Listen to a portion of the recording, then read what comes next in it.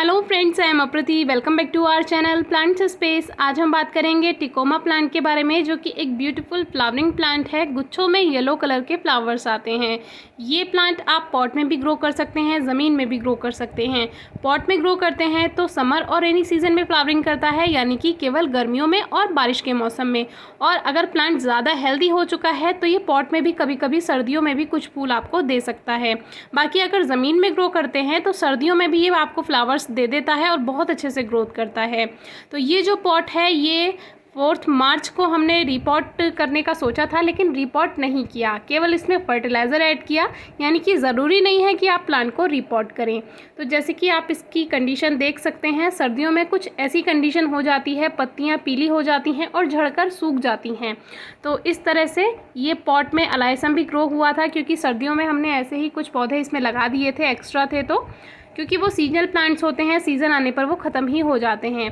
तो अब आप चाहें तो इसको रिपॉट भी कर सकते हैं, और रिपॉट नहीं करना चाहते हैं तो साइड से इसकी मिट्टी को हटाना होता है, उसमें फर्टिलाइज़र ऐड करना होता है। फिर चाहे गोबर की खाद हो या वर्मी कंपोस्ट हो, लीफ कंपोस्ट हो, आप कोई भी फर्टिलाइज़र दे सकते हैं। या सॉइल में आप जो सरसों की खली होती है उसका पाउडर बनाकर भी आप इसमें मिक्स कर सकते हैं। लेकिन बेस्ट होता है कि आप वर्मी कंपोस्ट या गोबर की खाद दीजिए, तो वो अच्छे से वर्क करेगा। बाकी हम इसमें ऑर्गेनिक फर्टिलाइज़र का ही यूज़ करते हैं, चाहे वो कोई भी प्लांट हो। तो साइड से सॉइल को हटाना है, ये काम आप फरवरी मार्च में कर सकते हैं, क्योंकि वही दिनों में इसको रिपॉट भी कर सकते हैं आप। और इसकी रूट्स को अगर थोड़ा बहुत ट्रिम कर देते हैं तो प्लांट पे कोई इफेक्ट नहीं पड़ता है, गलत प्रभाव नहीं पड़ता है कोई भी। तो इस तरह से साइड से हम सॉइल को हटाएंगे और इसमें फर्टिलाइज़र ऐड करेंगे, जिससे ये आगे के मौसम में हमें बहुत अच्छे फूल देगा। इस पॉट को ये जो प्लांट है, अगर आप छोटा प्लांट है तो आप इसको कम से कम लगभग 10 इंचेस के पॉट में ग्रो कीजिए, और फिर इसको बाद में रिपॉट करने के बाद इसको आप 12 इंचेस का, 14 इंचेस का या ज़्यादा इंचेस का पॉट दे सकते हैं। तो अभी ये 12 इंचेस के पॉट में लगा हुआ है, तो इसको हम इसी में ही लगा रहने देंगे। जब ये ज़्यादा बड़ा हो जाएगा तो अगर हम चाहें तो इसको 14 या 18 या 20 इंचेस के पॉट में शिफ्ट कर सकते हैं, या जो ड्रम आते हैं आप उसमें भी होल्स करके इनको लगा सकते हैं। तो अभी हम इसको केवल साइड से सॉइल हटाएंगे, गोबर की खाद इसमें भर देंगे अच्छे से, और ड्रेनेज होल इसका अच्छे तरह से हमने तैयार किया हुआ है। पहले से ही ड्रेनेज सिस्टम अच्छा है, तो इसीलिए ड्रेनेज को लेकर कोई परेशानी की बात नहीं है।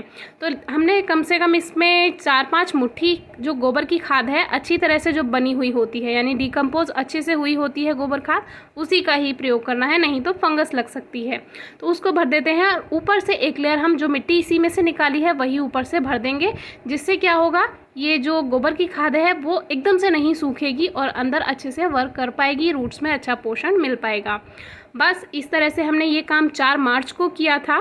तो 4 फरवरी और मार्च ये काम आप रिपोर्टिंग का या ट्रिमिंग का, रूट्स ट्रिमिंग का काम आप फरवरी मार्च में कर सकते हैं, क्योंकि फिर रेनी सीजन में तो इसका फ्लावरिंग का टाइम होता है।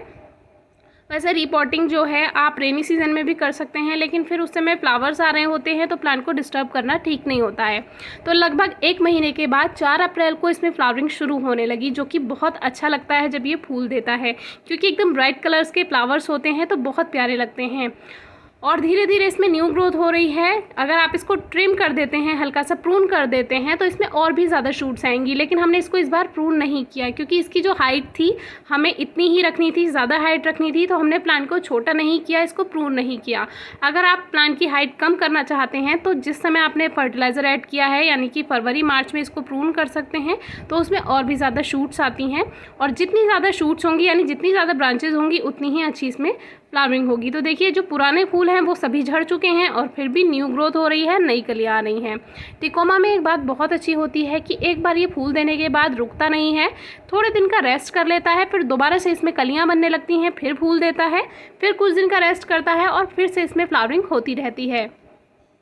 यानी कि अगर आप ऐसा प्लांट चाहते हैं जो आपको लगातार फूल दे, तो उसके लिए टिकोमा बेस्ट है।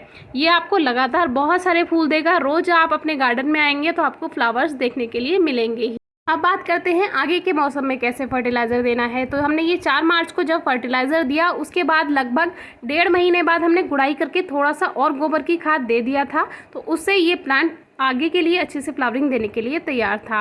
अब क्या है, गर्मियां हैं तो गोबर की खाद ज़्यादातर लोग प्रयोग नहीं करना चाहते हैं कि गर्म होती है, तो आप लिक्विड फॉर्म में दे सकते हैं फर्टिलाइज़र, जो कि गर्मियों के लिए हमने बताया हुआ है। डिस्क्रिप्शन बॉक्स में वीडियो ज़रूर चेक कीजिए।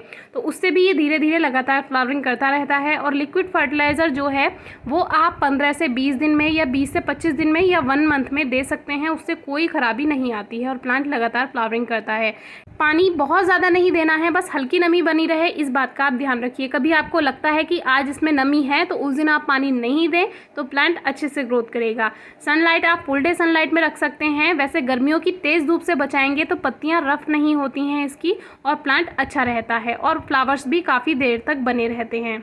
और धूप कम आती है तो ऐसी जगह ज़रूर रखिए जहाँ कम से कम 3 से 4 घंटे की धूप प्लांट को मिल जाए, तभी प्लांट फ्लावरिंग करेगा, नहीं तो प्लांट फूल नहीं देगा। यह बहुत कम फ्लावरिंग करेगा और अच्छे से ग्रोथ नहीं करेगा। बारिश का मौसम आने वाला है तो लगभग आप 6 से 9 इंच बड़ी कटिंग लेकर, पेंसिल जितनी मोटी होनी चाहिए, आप इसकी कटिंग ग्रो कीजिए। लगभग जुलाई अगस्त में बहुत अच्छा रिजल्ट मिलता है और प्लांट अच्छे से ग्रोथ कर पाता है। वीडियो अच्छी लगी हो तो कमेंट बॉक्स में ज़रूर बताइए। कोई क्वेरी हो तो ज़रूर पूछिए। Thank you.